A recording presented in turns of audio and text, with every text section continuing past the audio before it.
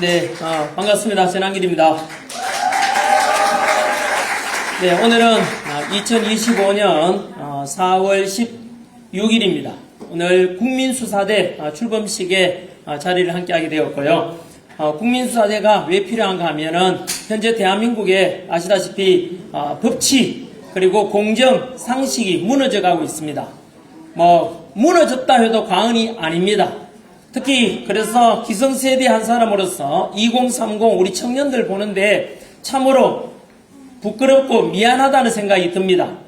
대표적인 사례로 어느 정도 무너졌느냐는 이미 이거는 누구를 지지 반대를 떠나가지고 결과는 쪼는 지지 반대 하더라도 아시다시피 지난 비상기업 계기로 대통령의 탄핵 그 과정에서 공수처가 얼마나 법을 무시하고 내란죄도 수사권이 없는데 불구하고 수사를 했었고 그리고 또 서부지법이 얼마나 편향된 판결을 하는지 그리고 더 나아가서 헌법의 최고 기관이라고 말하는 헌법재판소에서 대통령에 대해서 탄핵 그리고 파면했지 않습니까? 그것도 8대0으로 물론 탄핵을 찬성했는 입장에서는 봐라 이렇게 해서 너희들 할 말이 없지 않냐라고 하겠지만은 지지 반대를 떠나가지고 법의 양심에 가슴에 손을 얹고 한번 대답해 보십시오.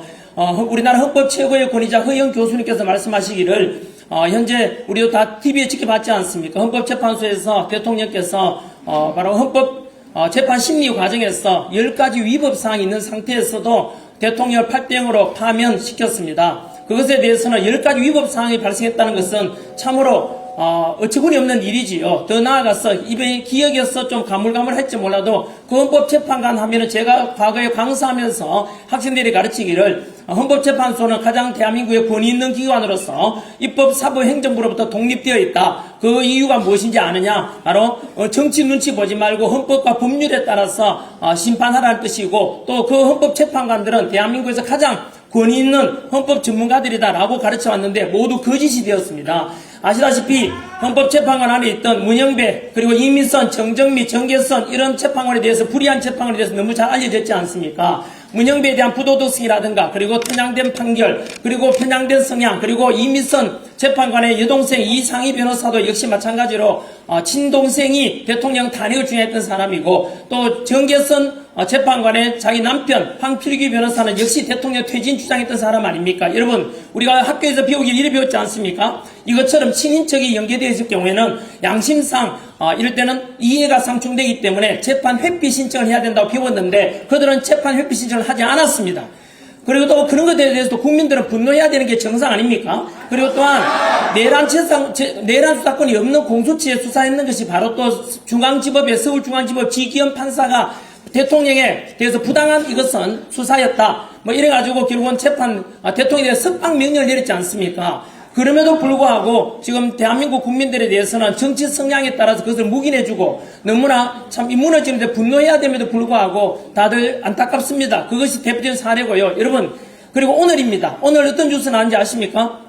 현재 윤석열 대통령께서는 일주일 전에 이제 대통령 파면돼가지고 헌법재판소 파면 선고를 받고 이제 관저를 떠나서 사저로 가 있습니다. 하지만 그걸로 끝나는 것이 아니라 아시다시피 또 대통령에 대해서 현재 관저에 대해서 또 압수수색해가 경찰에서 또 수사에 나섰다고 하는데 정치 보복입니다.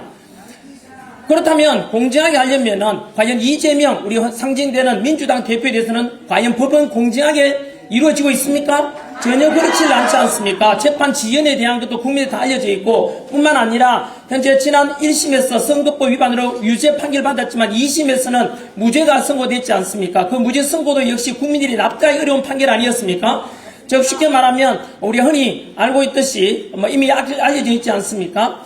사진을 확대했는 사진은 왜곡되었다, 가짜다 이런 참 어처구니 없는 판결을 보고 초중학교 고등학생들도 이런 판결이 다 있나 너무나 어처구니 없는 그래서 이재명 대표 앞에 가면 법은 지 마음대로 운영되고 있습니다. 법치가 다 무너졌다는 뜻 아닙니까? 뿐만 아니라 오늘 뉴스에도 보니까 윤석열 대통령에 대해서 우리 일반 국민들과 떼어놓기 위한 전략이겠지요. 윤석열 대통령에 대해서 여전히 내란 수계 이런 말 하는데 우리 중학교 고등학교 때 사회책에서 배웠지 않습니까? 형이 확정되지 않았을 경우 무죄 추정의 원칙이라고 배웠습니다. 쉽게 말하면 아직 법원에서 판결 나지 않았을 때는 무죄 추정의 원칙에 따라서 윤석열 대통령 내란 혐의를 받고 있지 내란 범죄자가 아닙니다. 만약 그렇게 똑같이 적용한다면 이재명 대표는 정과 사범에다 그것도 잡범 아닙니까? 사기범죄, 검찰 사기, 검사 사기 범죄고 음주운전 그리고 또 공무집행 방해라는 이런 파렴치범입니다. 실제로 그런 사람에 대해서는 너그리 봐주고 또한 또 이재명 대표도 현재 마찬가지로 재판 중에 있는 것이 여러 가지 있지 않습니까? 그 중에서 대북 송금 800만 불 해줬습니다. 그렇다면 그것도 마찬가지로 윤석열 대통령이 내란 속이라고 언론에서 보도되거나 국민들이 그렇게 알고 있다면은 이재명 대표 똑같이 말씀드린다면 대북 송금 북한에다 돈 800만 불 갖다 준 범죄자 아닙니까? 선거법 저지른 선거법 위반의 바로 범죄자 아닙니까? 하지만 그렇게 생각한다면 윤석열 대통령에 대해서는 아직 1심도 선고되지 않았기 때문에 무죄 추정에 따라서 절대 내란죄를 하면 안 되는 것입니다. 이것처럼 대한민국에서는 현재 사법이 이만큼 무너졌습니다. 여러분 생각해 보십시오.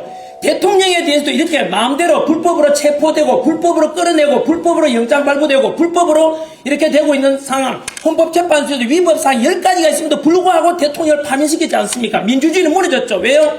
국민이 뽑은 선출직 대통령을 그것도 국민 지지율이 50%가 넘에도 불구하고 그 민주주의의 뜻을 완전히 반역해서 헌법재판소에서는 국민의 뜻과 반대로 대통령을 파면시키지 않습니까? 이것이 과연 공정합니까? 이것은 윤석열 대통령에 대해서 또는 이재명 대표에 대해서 지지 반대를 떠나가지고 우리가 법치를 생각하고 공정을 생각하는 양심의 손을 꼽았을 때 절대 그렇지 않을 것이라고 훗날 아마 역사평가가 될 것입니다.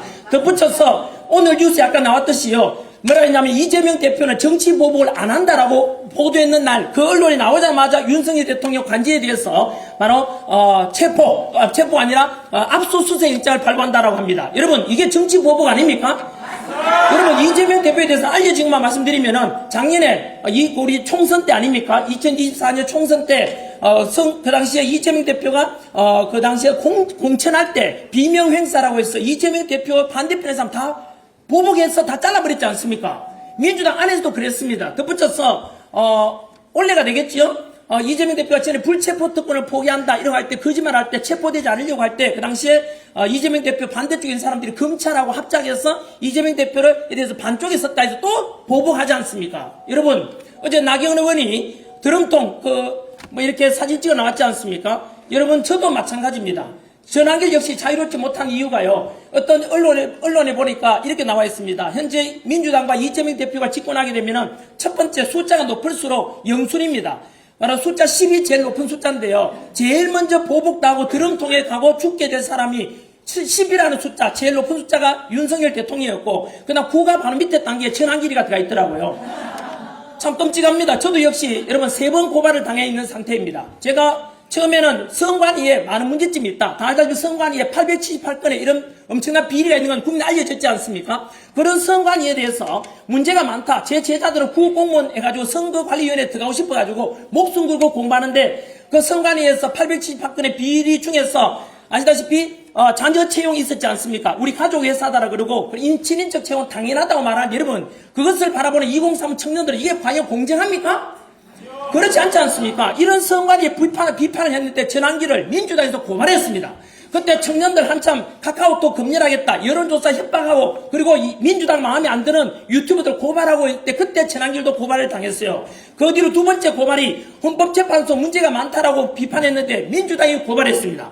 쉽게 말하면 저는 선관위를 비판했는데 민주당이 고발했고 헌법재판소를 비판했는데 민주당이 고발했습니다. 이 말이 무슨 말입니까? 이미 민주당은요, 여러분 민주당은 입법부의 거대 의석을 장악한 걸 넘어가지고 이미 사법부 다 장악했는 거 아까 말씀드렸지 않습니까? 서부지법, 공수처, 헌법재판소까지 이미 좌파 카르텔이 다 형성되어 있지 않습니까?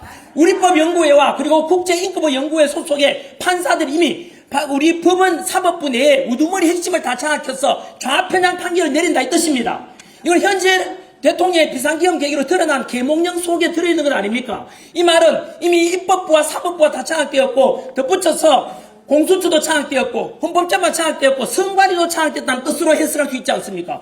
그러니까 전환기를 선관위 비판인데 민주당이 고발했고 헌법재판소 비판인데 민주당이 고발했지 않습니까? 왜 그러면 고발했는지 민주당은 답변해야 되지 않습니까? 여러분 전환길이 그래도 돈도 벌고 인기도 있는데 전환길을 이 정도 고발할 것 같으면 돈 없고 힘없는 2030 세대들 생각해 보십시오. 머지않았어 아마도 전환길처럼 민주당 비판하고 이재명 비판하면 드럼통에 들어갈 날이 머지않았습니다.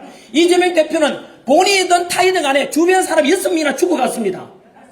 한 번 더 말씀드릴까요? 이재명 대표 주변에 있는 사람들이 그 바로 모셨던 비서실장 이런 사람들 6명이 죽어갔습니다. 이거는 역사적으로 저는 이런 사례를 현대사에 들어본 적이 없습니다. 끔찍하지 않습니까? 여러분, 이렇게 해서 현재 우리나라 법치가 무너지고 또 민주당 파출소 들어봤지요. 그 민주당 파출소에도 전화기를 고발했던 것입니다. 어떻게 생각하십니까? 여러분, 대한민국에 이처럼 힘없고 그리고 돈 없고 한 사람들은 법원에서도 이렇게 민주당 고발당하고 힘없는 사람들은 이렇게 압박을 당하고 이재명 대표같이 힘있는 사람은 재판 지연에다가 그리고 의없는 바로 선고가 내려지는 것이 현실입니다. 또 한 번 지켜봐야 될 게 이재명 대표는 이제 2심까지 받았고 지금 3심이 남아있지 않습니까? 과연 이런 현재 정과 사범에다가 잡범 아닙니까? 사범에다가 현재 소송 중인 재판만 5건인가 6건인가 있어요. 5건이죠. 합의 정과 6후범이 될 수 있는데 이런 사람들에 대해서 과연 이재명 대표를 지지하든 반대하든 그건 자유지만 과연 저는 역사 강사로서 2030 세대를 가르쳐온 기성세대한 사람으로서 과연 이런 사람이 대한민국의 지도자라는 것이 전 세계적으로 나는 부끄럽고 수치스럽습니다. 만약에 그럼에도 불구하고 나는 이재명 대표를 지지한다라고 하는 학부모님이 계시거나 나는 그럼에도 불구하고 이재명을 지지하겠다라고 하는 학교쌤이 계시면 앞으로 우리 아이들에게 그리고 학생들에게 그렇게 가르치십시오. 너는 음주운전해도 돼. 너는 사기쳐도 돼. 너는 가족들에게 쌍욕을 해도 상관없어. 여러분, 이렇게 가르치려면 이재명을 지지해도 되는 것 아닙니까? 그것이 은행 일치하는 것 아닙니까? 그래서 저는 학생들에게 26년간 가르쳐오면서 언제나 지도자는 정직해야 되고 그에 대해서 책임을 질 수 있는 게 지도자 아닌가? 노블레스 오블리주를 늘 가르쳐왔는데 과연 이런 사람이 대한민국 대통령 후보 나오는 자체가 저는 치욕이라고 생각합니다. 그럼 아까 말씀드린 대로 이재명 대표는 제가 또는 우리가 이재명 대표 뭐라는 게 아니라 본인이 저지른 범죄와 본인이 싸우고 있는 것입니다. 자신이 저지른 범죄 때문에 자신이 자신과 싸우고 있는 거 아닙니까? 범죄를 저지르는데 범죄가 없다라고 말하니까 계속 거짓말에 대하고 거짓말은 또 다른 거짓말 낳는 거 아닙니까? 이런 현실에서 대한민국에 지금 대선을 50일 앞두고 있고 이런 민주당과 그리고 2030 청년 세대를 비롯해서 마구잡이로 고소하고 앞으로 여러분 민주당이 어떤 법안이 발의됐는지 아십니까? 지난주처럼 부정선거 의혹이 있다고 하면 10년 이하의 징역이 처한다는 법안이 발의되었습니다. 앞으로도 이것처럼 비판하고 그리고 잘못됐다고 말하면은 무조건 고발하고 고소하겠다는 게 민주당이 지금까지 해온 행태입니다. 여러분, 이것이 바로 무엇인지 아십니까? 이것이 바로 제2의 히틀러가 등장하는 것이고 제2의 나치주의가 등장하는 것입니다. 결국은 독재로 갈 것, 전체주의로 갈 것을 저는 우려하고 있습니다. 이번 다가온 대통령 선거는 마지막 대통령 선거가 될 수 있을 것이라고 저는 우려하고 있습니다. 역사 강사로서 대한민국이 너무나 위기에 처해 있고 그리고 반국가 세력이라 말할 수 있는 그런 세력들, 북한 지령을 받고 있는 게 대학 안에서 이거 들어보셨습니까? 대학 진보연합이라 들어봤습니까? 대진연 아닙니까? 대진연. 그들의 대진연 유튜브에서 감출 수가 없습니다. 대진연 각 대학마다 다 있습니다. 대진연이 하는 일이 뭔지 아십니까? 김정은 지령문을 가지고 공부하고 있고 마르크스 레닌주의 공부하고 있는 게 대진연의 그게 바로 현실 실체입니다. 민노총 거대한 노동조직이라는 건 아실 겁니다. 원래 이 95년도 출범할 때는 바로 노동자를 위한다고 했지만 지금 민노총이 하는 짓은 무엇입니까? 작년에 민노총 간부, 핵심 간부 아닙니까? 간첩죄 징역받아서 15년형 선고받았는데 그 민노총에 간첩죄 징역받아서 그 범죄 안에 보면 북한 지령문을 받았다는 게 드러나 있습니다. 이거는 인터넷 가서 검색하면 나옵니다. 저는 지금까지 꿈이라도 거짓말하지 말라고 했고 늘 실체를 이야기해왔습니다. 지금까지 제가 10분간 말씀드린 중에 거짓말 단 하나라도 있습니까? 이재명 대표에 대해서 범죄 사실에 대해서 실체를 제가 말씀드리는 거고 윤석열 대통령이 억울하게 불법적으로 체포 그리고 파면당한 것에 대해서 제가 있는 그대로 말씀드린 것 아닙니까? 그리고 2030 세대에 대해서 카카오톡 금지하겠다 말이 됩니까? 왜 이런 것에 대해서는 관용하십니까? 이거는 민주주의를 정면 위배하는 거 아닙니까? 표현의 자유 그리고 표현의 자유 이런 것에 대해서 말살하고자 하는 민주주의의 정반대라는 뜻입니다. 왜 2030 의식 있는 분들이 이거에 대해서 침묵하는지 답변하셔야 됩니다. 그래서 저는 끝으로 이러한 민주당과 그리고 이재명 대표에 대해서 실체에 대해서 국민들을 알기를 바랍니다. 저는 거짓말 왜곡하고 싶지 않습니다. 있는 그대로 말씀드리고 싶고 더 나아가서 오늘 국민수사대가 이런 시점에서 정말로 타이밍 좋게 멋지게 출범했다고 생각합니다. 왜냐하면 이 국민수사대는 약자를 보호하기 위한 것 아닙니까? 약자를 고소 고발하는 것이 아니라 이렇게 해서 기울어지고 벌써부터 사법 정의가 사라지고 있고, 그리고 모든 치안까지도 그렇고, 현재 약자들이 너무나 법으로부터 보호받지 못하고 침해받고 있고 고소 고발이 난발되고 있습니다. 이런 속에서 그에 맞선 바로 국민수사대 출범은 저도 강력히 지지하고, 이것이 앞으로 더 나아가서 대한민국 사법체계, 치안체계 이런 걸 바로 세울 수 있는 계기가 되기 바라고, 특별히 마지막으로 2030 청년 세대 여러분, 한 번 더 기성세대 한 사람부터 대단히 미안합니다. 그래서 하지만 지금 우리가 이렇게 투쟁하고 있는 이유, 전환길이가 이렇게 마이크 들고 나온 이유는 바로 지금의 이런 대한민국을 여러분들 물려주고 싶지 않습니다. 보다 나은 치안과 사법 정의가 살아있고 법치와 공정 상식이 살아있는 그런 대한민국을 여러분들에게 물려주고 싶어서 이런 외치고 있는 것입니다. 그런 우리가 추구하는 바가 법치, 공정, 상식, 그리고 자유민주주의라는 너무나 보편적 가치, 너무나 보편적으로 타당한 그런 주장 아닙니까? 이것은 진실된 것이고, 이것은 우리가 바로 올바른 빛의 세계를 추구합니다. 어둠은 빛을 이길 수가 없고 거짓은 진실을 이길 수가 없습니다. 오늘 우리가 모여서 추구하는 바는 거짓이 아니라 진실이고, 밤 어두움이 아니라 빛의 세계를 추구하는 것 아닙니까? 그래서 우리가 만들고 이 추구하고자 하는 국민수사대를 포함해서 반드시 승리하리라 확실합니다. 지치지 않으면 결국은 승리할 것입니다. 끝으로 지치면 지고 미치면 이긴다 이런 말이 있습니다. 그 미친다는 것은 바로 패션, 열정을 가리킵니다. 미치면, 여러분들이 열정이 있으면 우리가 추구하는 이런 법치, 공정, 상식이 승리하는 그런 날이 올 것이라 믿습니다. 한 번 더 2030 미래청년 세대 여러분 파이팅입니다. 감사합니다.